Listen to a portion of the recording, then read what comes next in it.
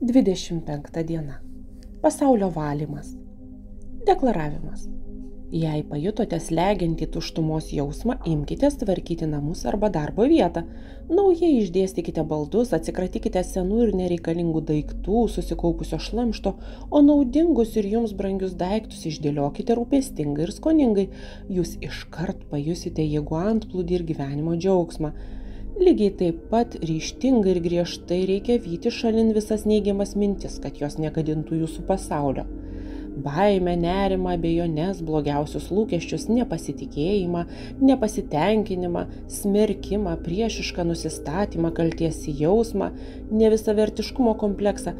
Visą šį šlamštą reikia išmesti iš savo planetėlės. Aiškinimas. Geriausias vaistas nuo depresijos kuriamoji veikla, kurios rezultatų nereikia ilgai laukti. Ką nors, nesvarbu ką, kuriant, siela vėl atgauna prarastą gyvenimo skonį. Ypač efektyvi priemonė yra paprasčiausias namų tvarkymas ir šiukšlių išnešimas. Lygiai taip pat galima išvalyti ir visą savo pasaulį. Kiekvienas žmogus savo veiksmais ir mintimis kuria savo pasaulio sluoksnį ir jame gyvena.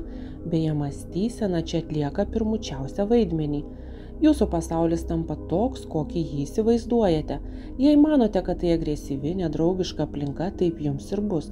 Jei esate įsitikinę, kad šiame pasaulyje visos gerybės sunkiai pasiekiamos, jūs neišvengiamai turėsite daug ir atkakliai dirbti. Jei manote, kad turtai ir sėkmė tai išrinktųjų palydovai, jūs visada stovėsite eilės gale.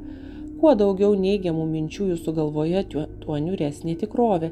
Atsikratę neigiamo šlamšto, jūs nustebsite, kad realybė įgauna vis daugiau šiltų ir jaukių atspalvių.